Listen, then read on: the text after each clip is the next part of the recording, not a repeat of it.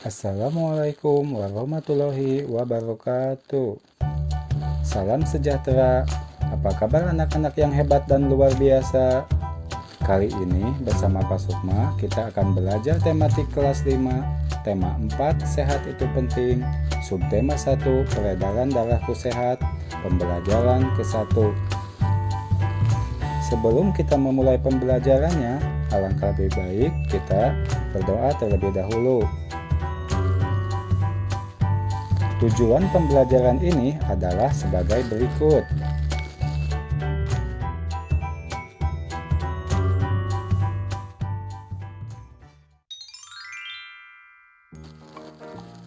Anak-anak, adakah di antara kalian yang memiliki hobi bersepeda?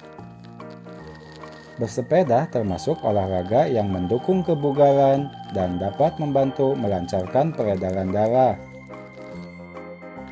Darah sangat penting peranannya bagi manusia. Darah terdiri dari cairan yang disebut plasma darah dan sejumlah butiran yang disebut sel-sel darah. Plasma darah merupakan penyusun darah terbesar. Sel-sel darah manusia terbagi atas 3, yaitu sel darah merah atau eritrosit, sel darah putih atau leukosit, dan keping darah atau trombosit.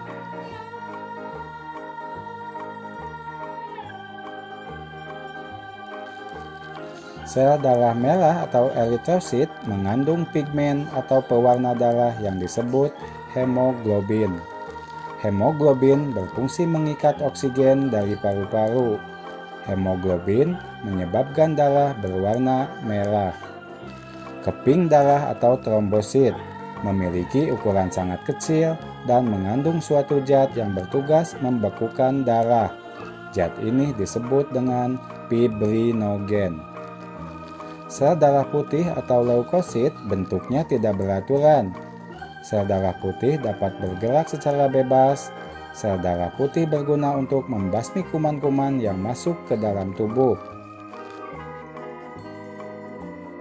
Fungsi utama darah antara lain: 1.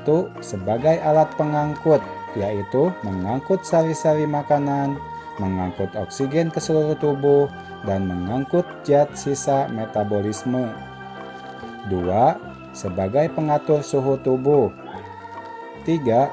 Membantu dalam proses penutupan luka. 4. Membunuh bibit-bibit penyakit. Dalam tubuh manusia, darah mengalir melalui organ-organ peredaran darah. Apa saja organ peredaran darah manusia? Apa fungsi organ peredaran darah manusia? Perhatikan gambar berikut ini. Mengalirnya darah di dalam tubuh disebut sistem peredaran darah. Sistem peredaran darah dalam tubuh ada 2, yaitu peredaran darah kecil dan peredaran darah besar. Berikut pembahasan tentang sistem peredaran darah. 1. Peredaran darah kecil. Sistem peredaran darah kecil yaitu darah mengalir dari bilik kanan menuju paru-paru melalui arteri pulmonalis.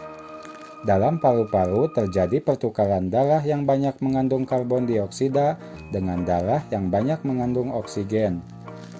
Darah yang banyak mengandung oksigen kembali ke jantung melalui vena pulmonalis.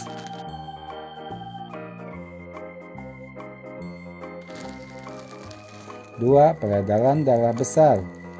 Sistem peredaran darah besar yaitu darah yang banyak mengandung oksigen mengalir dari bilik kiri jantung ke seluruh tubuh kecuali paru-paru melalui arteri besar atau aorta.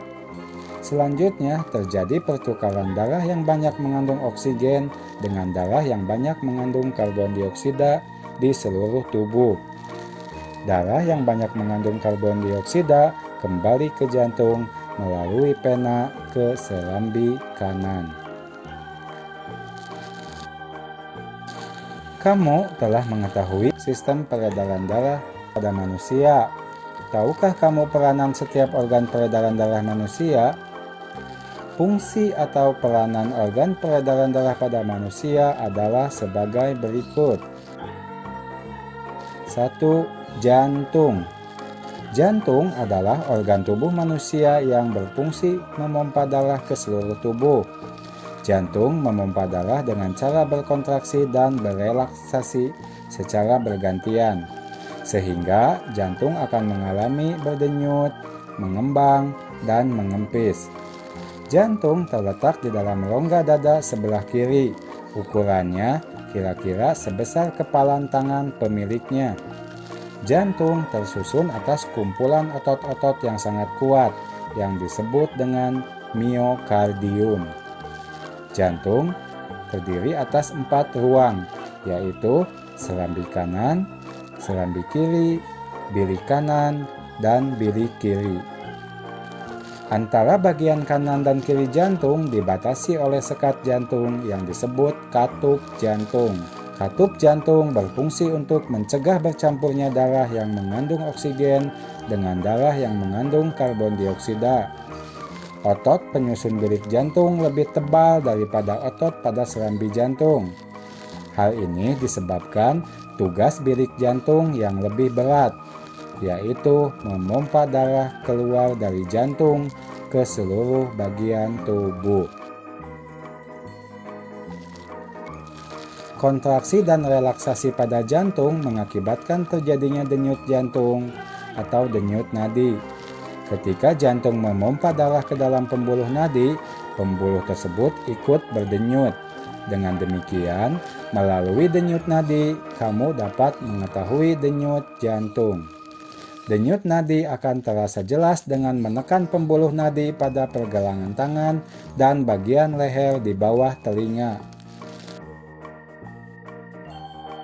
Pada kondisi normal, jantung orang dewasa berdenyut sebanyak 70 kali dalam 1 menit. Kecepatan denyut jantung dipengaruhi oleh usia, jenis kelamin, tingkat aktivitas, dan kondisi kesehatan. Denyut jantung seirama dengan denyut pembuluh darah nadi.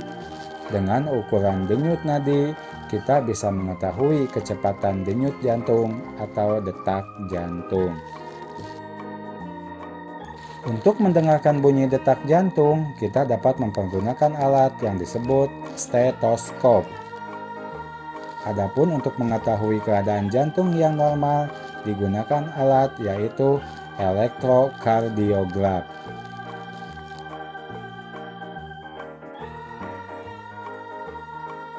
Dua, pembuluh darah. Pembuluh darah merupakan saluran tempat mengalirnya darah dari jantung ke seluruh tubuh dan dari seluruh tubuh kembali ke jantung. Pembuluh darah terdiri atas 2 jenis, yaitu pembuluh nadi dan pembuluh balik. Pembuluh nadi disebut arteri. Pembuluh balik disebut vena.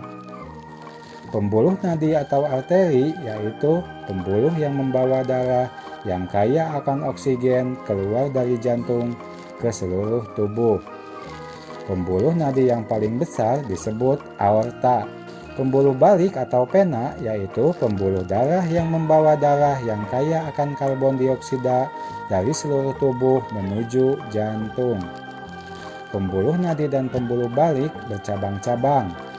Ujung cabang pembuluh terkecil disebut pembuluh kapiler.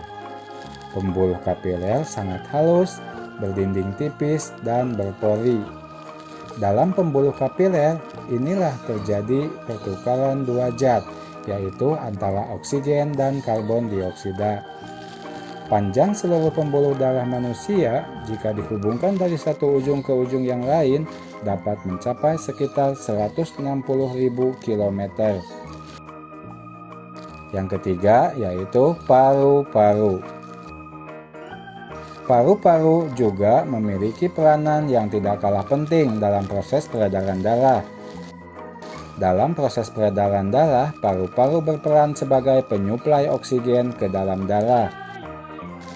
Darah yang telah diedarkan ke seluruh tubuh tidak lagi mengandung oksigen, akan tetapi banyak mengandung karbon dioksida. Setelah kembali ke jantung, darah yang banyak mengandung karbon dioksida tersebut dipompa ke dalam paru-paru. Selanjutnya, karbon dioksida diambil dan diganti dengan oksigen melalui proses pernapasan.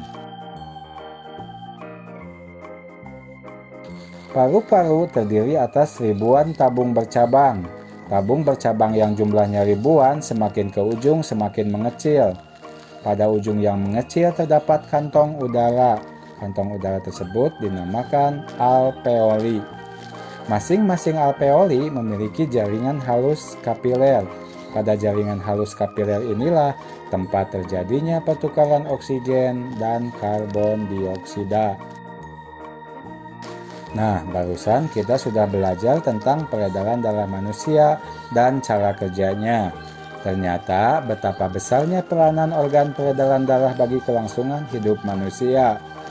Dengan begitu, kita harus selalu menjaga dan merawatnya. Rambutku lebat, rambutku subur. Tidak dapat dipasang jepitan. Tubuhku sehat, ku ucap syukur. Darah mengalir tanpa hambatan. Untuk mengungkapkan rasa syukur kita atas kesehatan yang telah diberikan kepada kita, salah satunya dapat melalui pantun seperti di atas.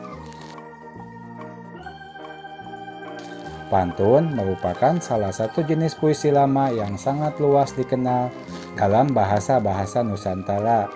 Pantun dibuat untuk menyampaikan nasihat, menyatakan rasa sayang, ajaran budi pekerti, dan moral. Secara keseluruhan, bentuk pantun hanya terdiri dari sampiran dan isi. Sampiran merupakan kata-kata dalam dua baris pertama atau baris ke-1 dan kedua di setiap bait. Adapun isi merupakan kata-kata dalam dua baris terakhir atau baris ketiga dan keempat di setiap bait. Sekarang giliranmu membuat pantun untuk mengungkapkan rasa syukurmu telah diberi kesehatan pada organ peredaran darah pada tubuh kita. Serahkan hasil pekerjaanmu kepada Bapak. Selamat mencoba. Demikian pembelajaran 1 dari tema 4 subtema 1. Jangan lupa jaga kesehatan kalian. Tetap semangat dan rajin belajar. Terima kasih.